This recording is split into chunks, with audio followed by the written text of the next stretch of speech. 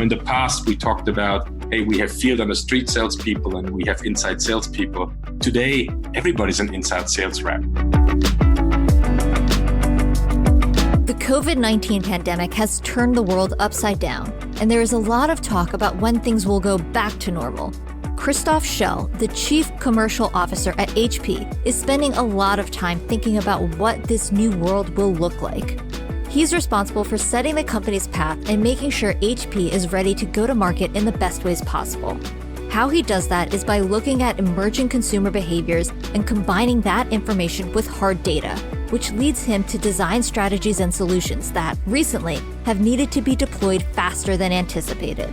The pace of change is quicker than ever before, and the 5-year roadmap that companies had previously planned for are now taking place in a matter of months. On this episode of Up Next in Commerce, Christoph explains how this acceleration has forced a change in HP's roadmap and sales model, and he discusses why the new plan is so focused on subscription-based services, supply chain resiliency, and data. Enjoy this episode. Up Next in Commerce is brought to you by Salesforce Commerce Cloud. Respond quickly to changing customer needs with flexible e-commerce connected to marketing, sales, and service. Deliver intelligent commerce experiences your customers can trust across every channel. Together, we're ready for what's next in commerce. Learn more at salesforce.com/commerce. Hi everyone, it's Stephanie. Before we get into the episode, I would love it if you could hit subscribe and give the show a rating and review. I really want to know what you think and hear how we're doing. All right, on to the interview.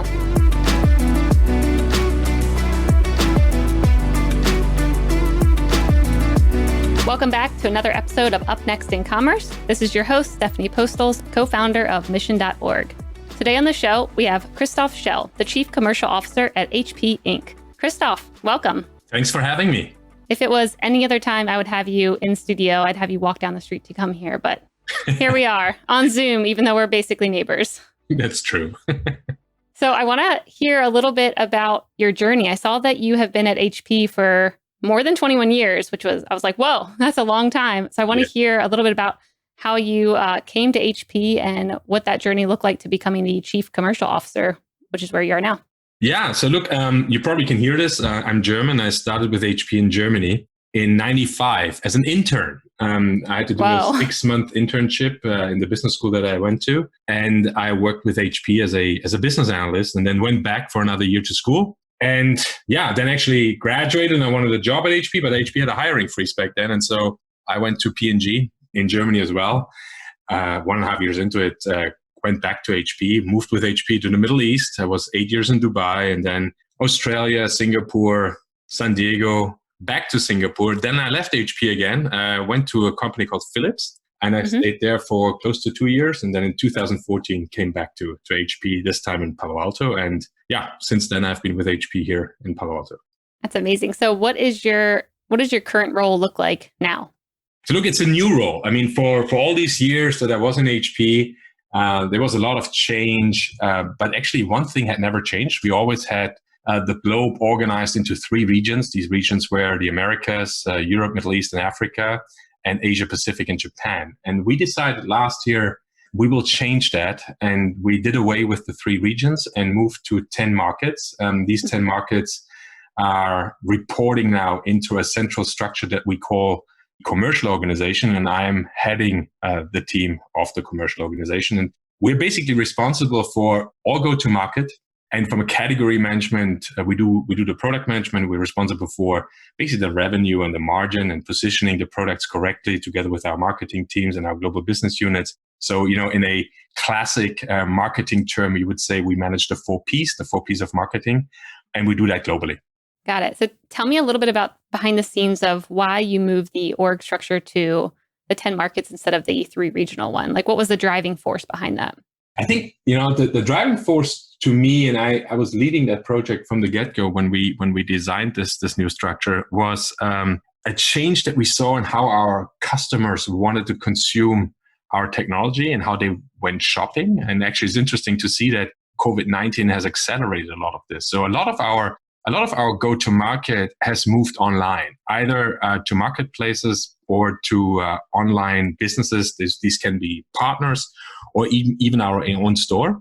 And customers go back and forwards between these. They get some of their information during their journey on the marketplace, on HP, with the partners. Some of them go obviously to publications, they listen to podcasts, and they form an opinion. And when you want to be there with them all the way, you need to be very consistent in how you show up, very consistent in how you manage your digital assets, and very consistent in how you get your value proposition across globally, internationally. And we thought that the structure that we had of 3 independent regions resulted in too much decentralized decision-taking when it came to 4P management, but also basically basic definitions of value proposition. And so we centralized this a lot more. We took a lot more control on how we manage it. And that was really the driving force behind the structural change. There is, hand in hand with this, a move to go more and more into subscription-based engagement with customers. And we can talk about this a little bit later. And that's also a lot easier to do in a digital go-to-market, a digital engagement with customers. Got it. Yeah, that makes sense. So you mentioned COVID earlier, and I have heard from quite a few guests that their tech or product roadmaps that were maybe, for 3 years to come got sped up into 3 months. So what kind of changes has HP seen when it comes to COVID?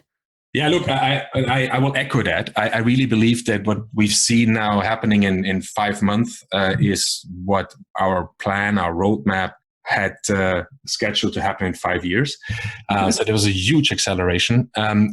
Basically, the way I would summarize it is this move to digital has been accelerated. The move from transactional engagements to subscription-based engagements has accelerated. The request of customers to have more personalized experiences has increased. And that has a profound impact on how we design products. It has a major impact on our roadmap that has clearly changed if I compare from February to now. But it also has a significant impact in how we think about talent, how we think about culture that we want to build within HP. And so it's actually very exciting.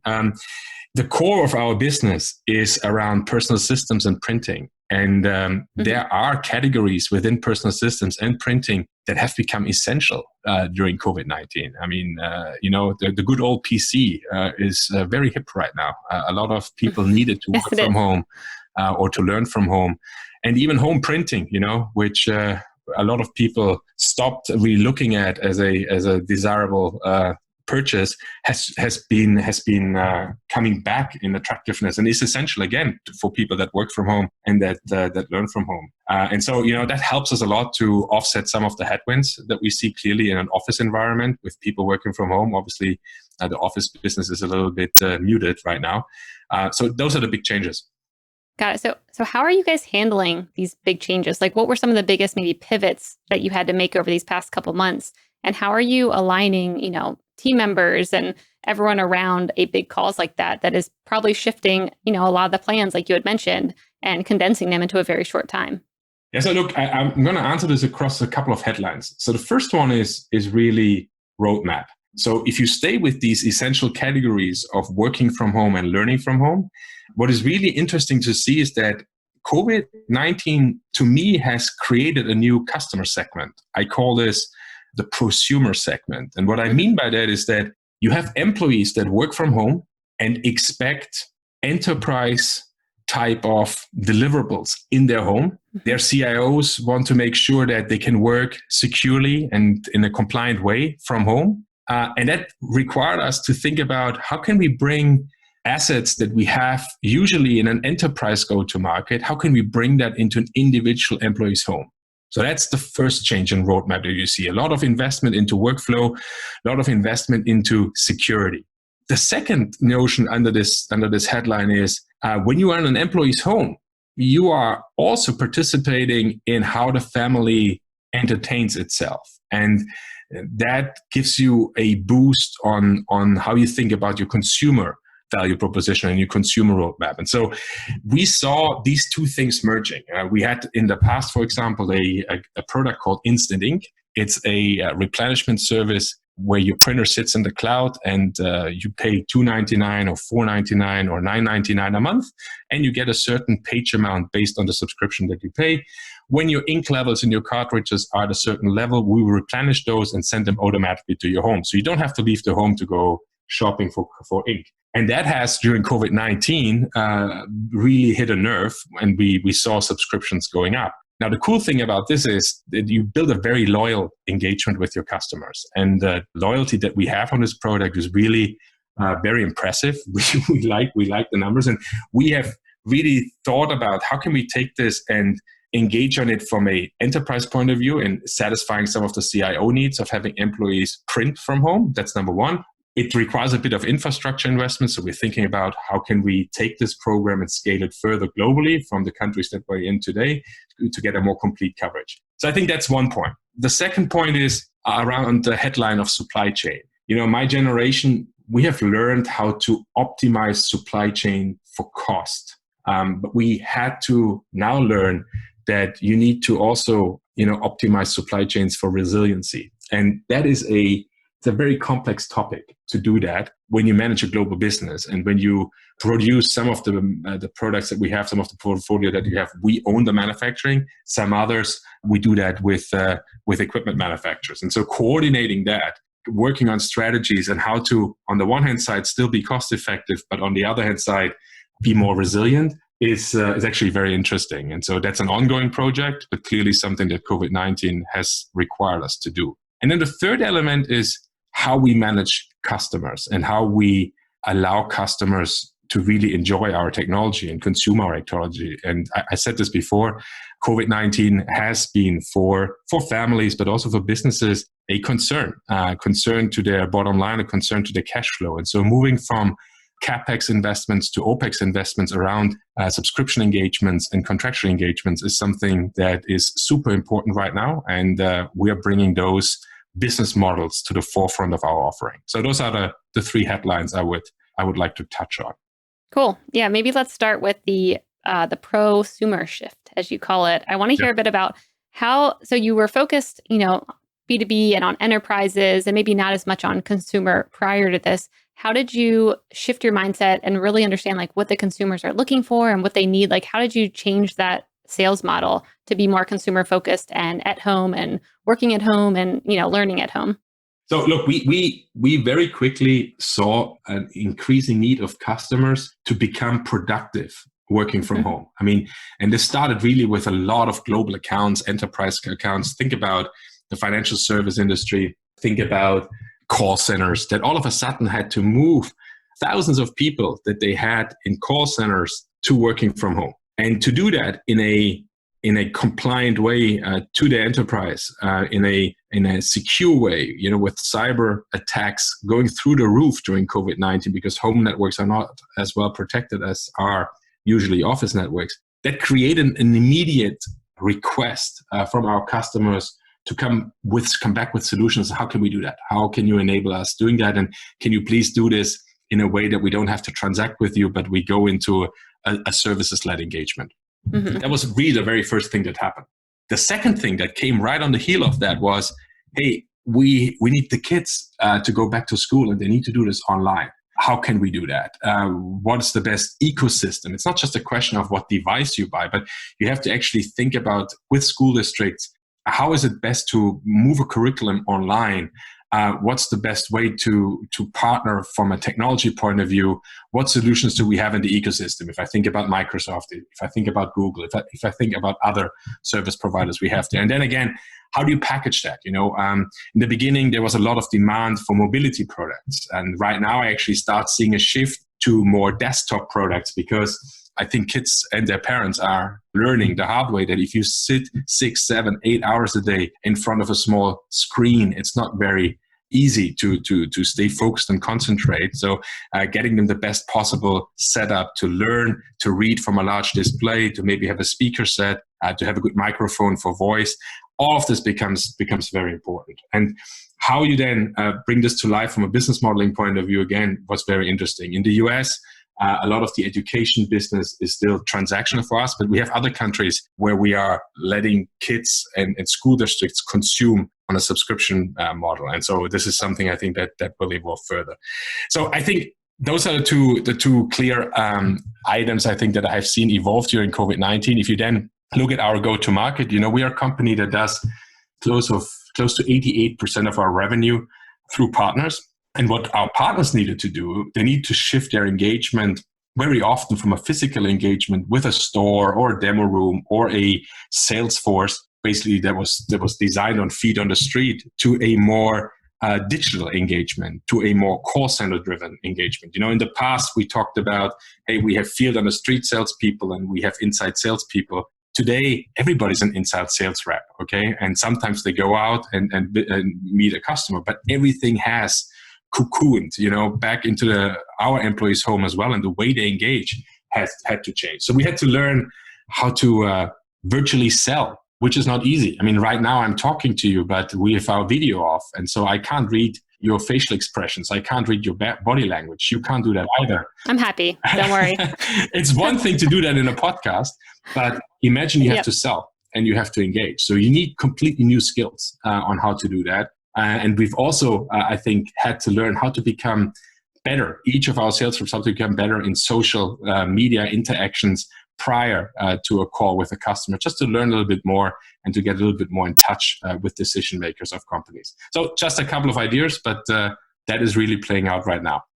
Well, that sounds like a ton. So when it comes to prioritizing things, I could see there being so many things, like everyone's popping up and they're like, I need security. I need to be able to work from home, but my kids also need to be able to be on. How do you think about what to invest in? Because it seems like some of this could be, go back to maybe a little bit of how it was before. Kids might start going back to school eventually. People might start going back into retail.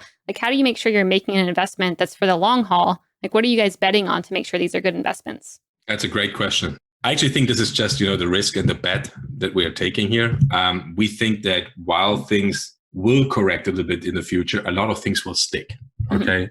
Mm-hmm. And that is informing the priority that we have from a product, a roadmap point of view, and also from a Salesforce point of view. So team and I, when we discussed about this, we think that travel will come back, but it will never come back to the same levels as COVID-19, prior to COVID-19.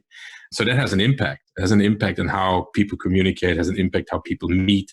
It has an impact how people design, and overall how we engage. And so the skill set to invest into virtual selling, into social selling, is probably a good investment, not just during COVID, but it will stick. Okay, that's one.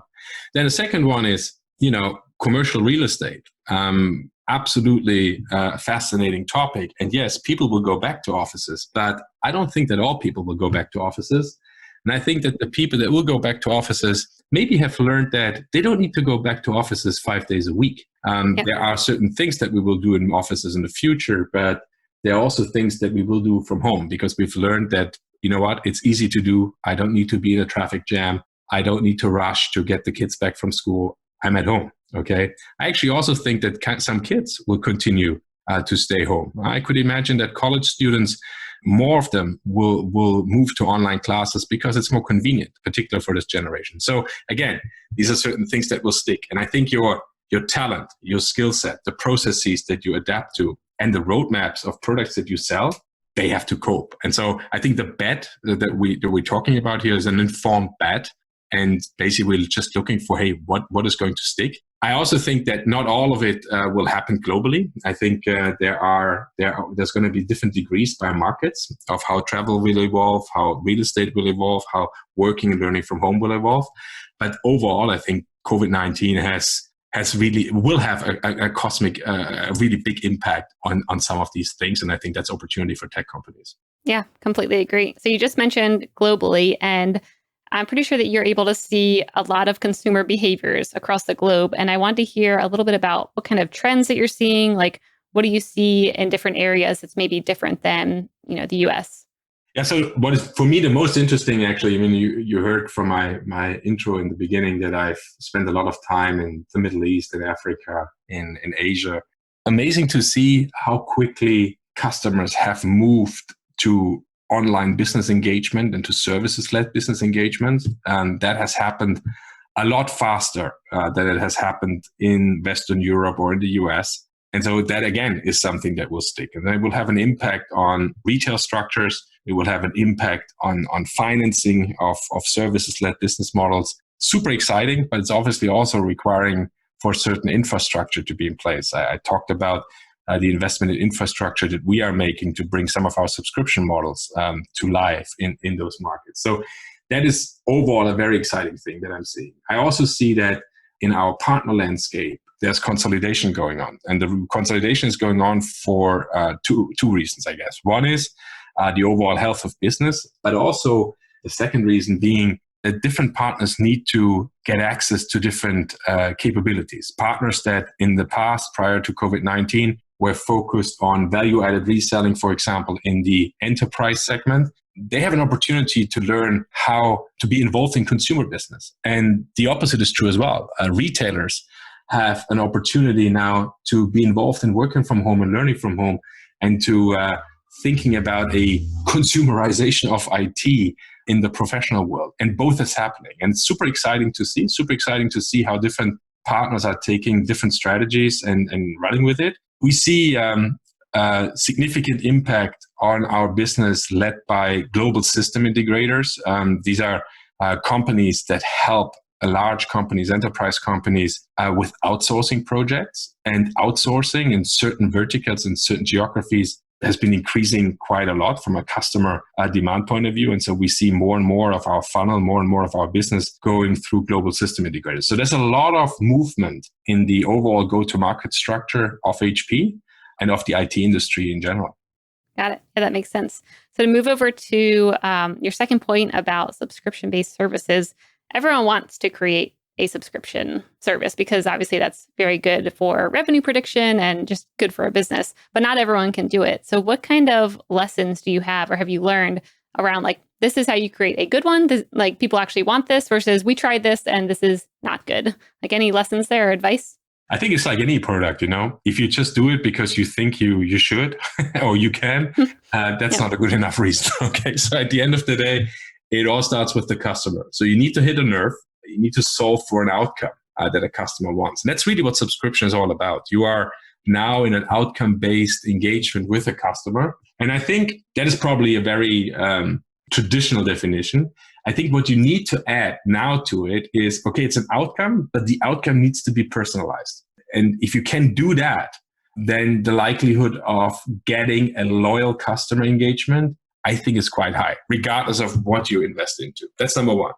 In order to do that, we needed to think differently about how we approach our categories. What I mean by that is it's less about the hardware engagement or the hardware sale that we traditionally have in printing and in personal systems, but it's more about, okay, here's the outcome. It requires this workflow. It requires this software engagement if you want. And sometimes, the capability of the hardware, they take a bit of a back seat because you're really trying to get involved into a workflow. You're trying to get involved into productivity element or an entertainment element that your customer is seeking. So I think that shift in mindset as you design the value proposition is very important. And then thirdly, I guess you need to adapt the value proposition culturally and by market. So what I described early on around instant ink, I gave you the US example because we're both here in California and Palo Alto. If I would talk to you and you were in Germany or you were in France or in Singapore, the value proposition would actually look differently. And I think that's important, that you have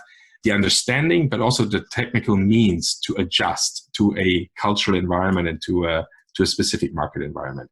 Yeah, I'll stop there. But I think this is a very general answer, but I think this is kind of the ABC of having a successful shift to a subscription-based business. Yeah, I agree. I mean, I think COVID-19 definitely helped with that because before all this, I mean, even myself thinking about entering into a subscription, I'm like, oh, I'm going to forget. Is it even worthwhile? But I think now, because a lot of people are at home and they're trying to make things easier, there's a lot more things maybe on your plate when you're at home with your kids and you're working and all that.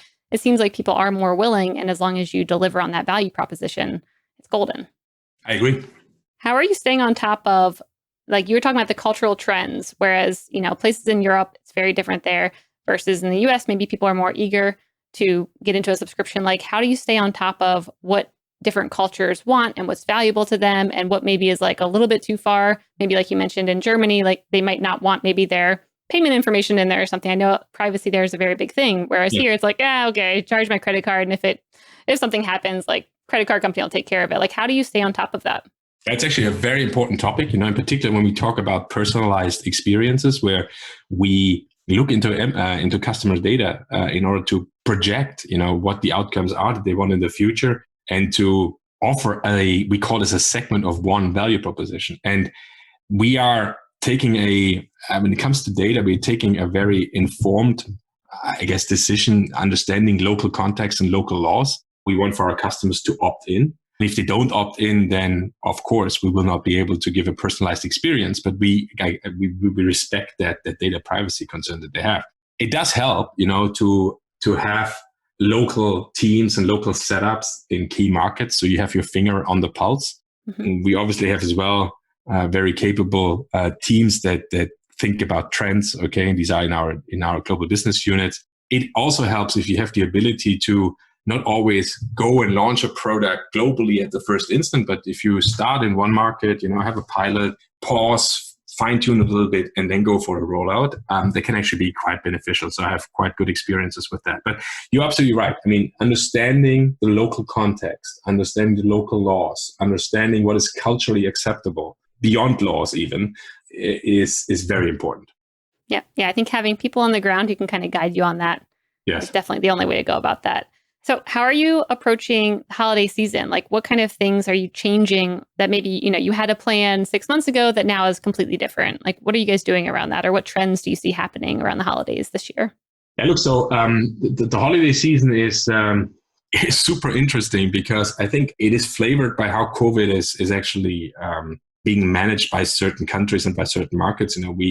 We have a very different playbook by markets because we see in some markets COVID coming back in a second wave, and some maybe even a third wave, you could argue. And by the time Black Friday and holiday approaches, that will definitely be the case. And so how do you manage holiday in that context where supply chains can be disrupted, where you might have another lockdown, where also then, whenever that happens, all of a sudden the essential categories I talked about earlier, they will come again even more top of mind from an essential point of view because kids understand, okay, this is going to last longer. We're going to be at home.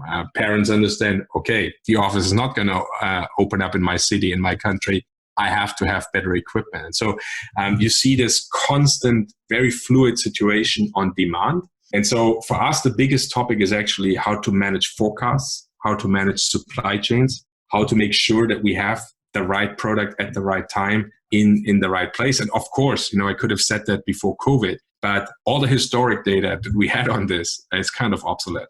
Okay, all of that is up in the air because of COVID. So we've learned a lot. The challenge that we have sometimes is that you cannot just turn on a dime here. We work in ecosystems, in component ecosystems, in manufacturing ecosystems.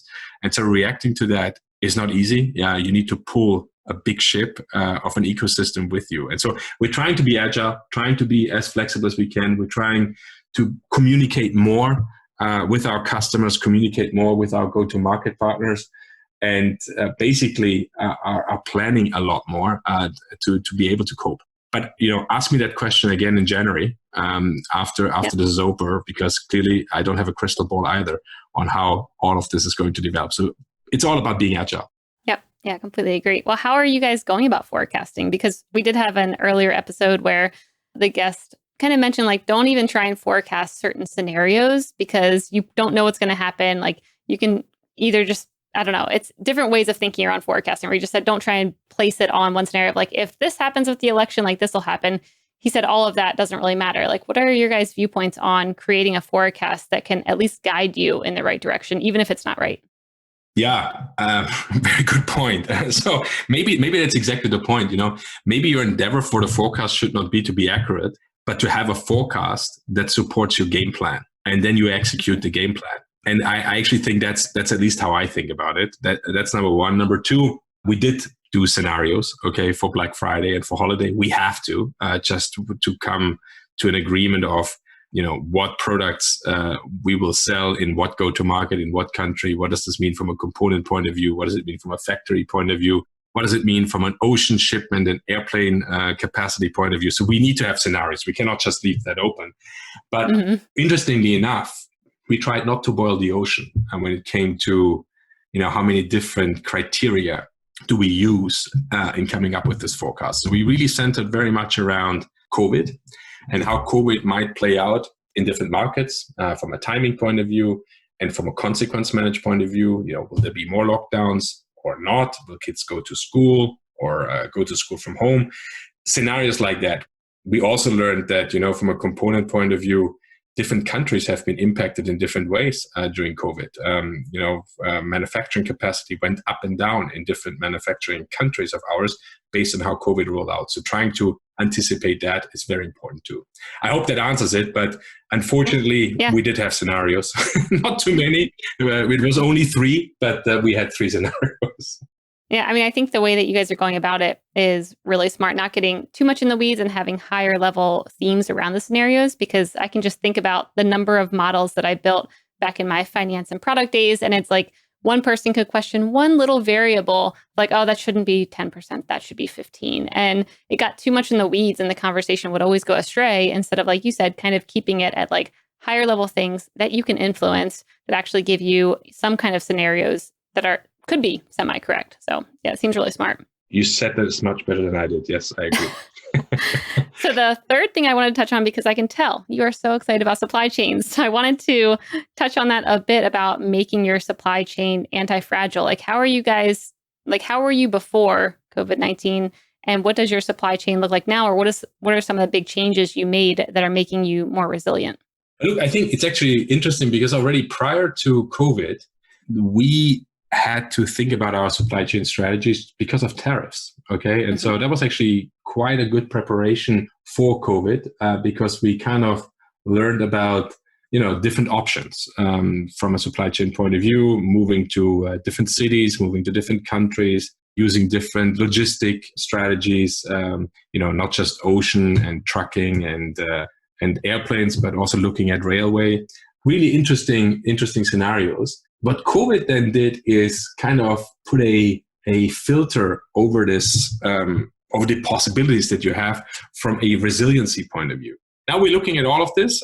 We've made some moves already, but I think this project is just started really. It's something that we have to continue to work. It's also not easy just to move from one factory to another. It takes deliberate planning. But I really believe that in a weird way, the whole tariff discussion gave us a bit of a head start in thinking about how to disrupt our own supply chain footprint. Yeah. It seems like it would be pretty tricky figuring out, is this partner going to be resilient and agile? And especially if you're starting from scratch with someone new or like building out some new partners, like how would you think about, finding a partner that you can trust if you haven't worked with them before? Yeah, it's a very good point. And, maybe even at a higher aggregated level, countries. You can have a very good partner. Okay, somebody that is super resilient. But if the government in the country where they operate doesn't allow them to manufacture, then that's that. Okay, so it becomes very complex very quickly. You can have a country that wants to manufacture and a partner that is very capable, but if the components can't be shipped to the factory for whatever reason, looking at this holistically, assessing country risk, secondary component supplier risk, and then forming a strategy is super important. Of course, when we do this, we have a very elaborate process to qualify suppliers and to qualify component suppliers as well. I think that COVID-19 has sharpened our senses a little bit more again. Mm-hmm. Yeah, it's probably always good to have a little bit of that little shake up every once in a while to make sure all the internal practices are good, right? Keeps you on your toes, yes. Yeah. So what do you think the future of online commerce looks like in the next year or in the next 5 years? Like what other things are you guys preparing for right now? Look, so I think I'm super impressed by what I see marketplaces doing for our businesses. And so it's not just in a business to consumer environment, but also really in a business to business environment. And, in the US, we are all daily in touch with these marketplaces, be it Walmart.com or that integratedjet.com or Amazon. But that's a very US-centric viewpoint. When you look a little bit more globally, there are also other marketplaces. In Southeast Asia, there's a marketplace called Lazada that I think is very interesting. In China, you have Alibaba or JD.com for us, okay, that are very interesting. And at the end of the day, it's super amazing to see how the idea of having tailor-made value propositions to your customers, how marketplaces are dealing with this, how they're dealing with being very customer-centric, moving to subscription-based business models, moving to outcome-based business models, anticipating what the customer wants to experience next and what they want the outcome to be next. So I think that is setting the bar, I think, in our go-to-market, and it is setting the bar on how close you can be to a customer. So what we require to do is we obviously participate in these marketplace opportunities, but we are also keen to learn and think about how we can get traditional partners involved and also get our own direct go-to-market engines involved.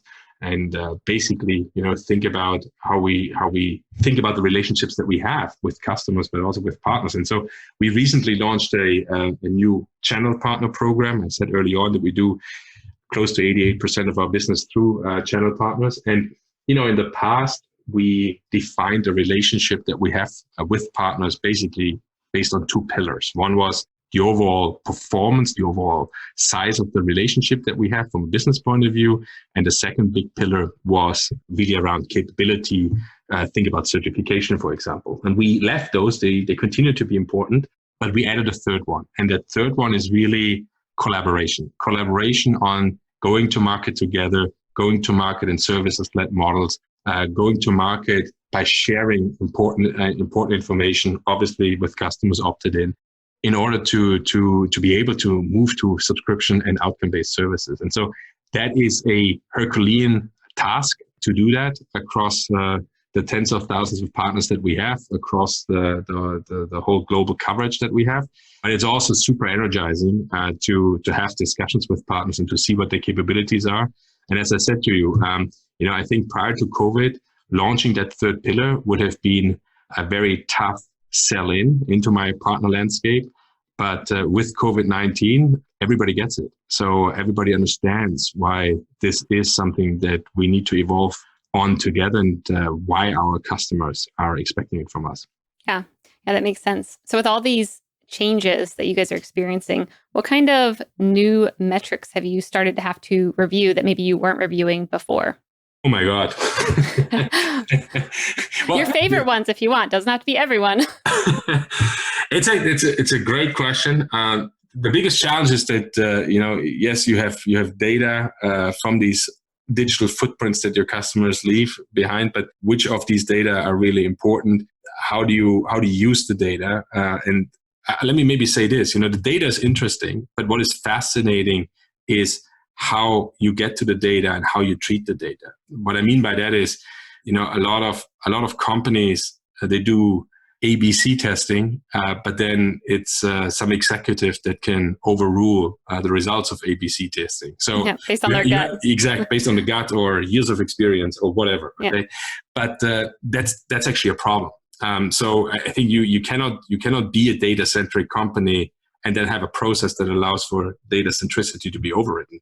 So that's number one. And that requires actually a huge cultural shift. Okay. The second cultural shift is all around data analytics. And I think we had to really double down on data analytics capabilities within the company, both from a employee skill set point of view, but also from a digital transformation point of view on the tools that we use, on the infrastructure that we use. And I think nowhere is this more visible to me, the progress, but also still what we've left to do when it comes than it is on pricing. Okay, one of the 4 Ps.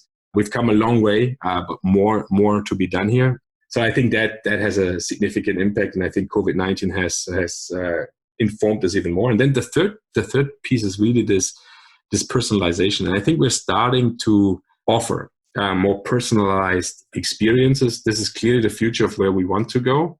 And doing that in a partner-based go-to-market where the partner owns the value proposition together with HP to a customer, doing that consistently requires a lot of collaboration. So this is why this third pillar in our HP Amplify program is so very important. Yeah, that seems really tricky, trying to make sure the partners are able to personalize the experience based on their platform and how they know their customers. Like, how do you ensure there's a, level of quality and that they're actually getting an experience that you guys want while also letting the partner, influence it based on what they know about their customers? Exactly. I think that last piece is very important. It's a joint responsibility if you have an indirect go-to-market. And so, we have some part of the information, they have some part of the information. We have a clear understanding about what our brand stands for and what value proposition we want to drive. It needs to match their philosophy as well. So being in close contact, having good communications around that is super important. Very cool. All right. So let's shift over to the lightning round brought to you by Salesforce Commerce Cloud. This is where I'm going to ask a question and you have a minute or less to answer. Christoph, are you ready? Wow. Okay. Yes. I know it's 5:00, but bring that energy. All right. I'll start with the hard one first. What one thing will have the biggest impact on e-commerce in the next year? COVID-19. Yeah. Other than COVID-19, everyone says COVID-19. So is there anything else that you want to say? Well, I guess probably the stickiness of what we've learned during COVID-19. So even when it's over, but how much of work from home, how much learn from home will stay, and how much more blending will we see between consumer and professional lives into this prosumer segment? I think that will have a huge impact. And as I told you before, I think this is here to stay. Okay, I like that. What's up next on your Netflix queue? Netflix queue. It's a very good question. I moved out of Netflix. I'm currently watching Succession on HBO. Quite entertaining. Okay, that works. I will have to. Is it good? Yeah, it's good in a weird way. Okay, I'll have to check it out. What's up next on your reading list? On my reading list. So there's a book that I really want to read. I'm German. It's about the Weimar Republic. Okay, so that's a period in Germany between the two world wars. And my wife just did a college course on that, and it's intriguing. So I'm going to read that book about the Weimar Republic. I'm not yet sure exactly what to expect, but it's something that I really focused on when I was in high school. So I would like to go back to that. Very cool. If you were to have a podcast, what would it be about, and who would your first guest be? It would be about drumming because I play the drums, and it would be a famous drummer. I mean, maybe Ian Pace from Deep Purple, or jazz drummer Besson, maybe. I don't know. One of those guys. Is it just going to be like drumming the whole time? Like, I can do that. I'll do that for you. I got you. Well, then you can be on the show. That's great. You can be my first guest. I don't think many people would listen after they're like, this is what it is. Okay. You never know, maybe. True. Everyone likes something different, I guess.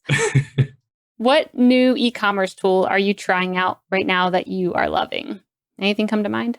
Well, I'm trying to shed all that weight that I gained during COVID. So I have this e-commerce tool is maybe too much to say, but it's a diet app, and I take pictures of all the stuff I eat. So it's actually quite entertaining to relate the calories to the pictures, and doing so slows me down on my eating habits, which is great. So it's all good. Oh my gosh. I mean, yeah, that might not be an e-commerce tool, but I like it. I mean, so it tells you just lost or you're eating this many calories and it looks like this, and it shows you like a piece of food, like a bag of chips, or exactly. You take a picture and then it suggests how many calories that might be, and that in itself is such a negative experience that you stop eating. You're like, ugh, maybe not. I like that. I'm not hungry anymore. All right, and the last one: when you can travel again, what's up next in your travel destinations? Oh my God. I would really need to show up at my parents' place. That wouldn't be too bad. And then where are they? They're in Germany. I would love to see family in Germany. I also wouldn't mind going skiing in Canada if possible. That sounds great. I need to get back to Germany too. I have a lot of family there, so good. It's a very pretty place. All right, Christoph. Well, this has been such a great interview. Thank you for coming on the show. Where can people find out more about you and HP Inc.? All right. So look, if you want to be in touch with me, please try and find me on LinkedIn. I spend a lot of time on that platform. And obviously, if you want to learn more about HP, please go to hp.com. All right. Thanks so much. Thank you for having me.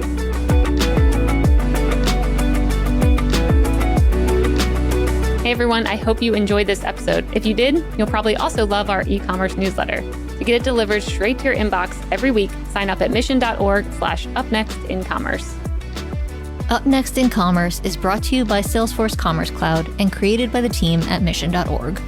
Subscribe now at Apple Podcasts or wherever you listen to podcasts.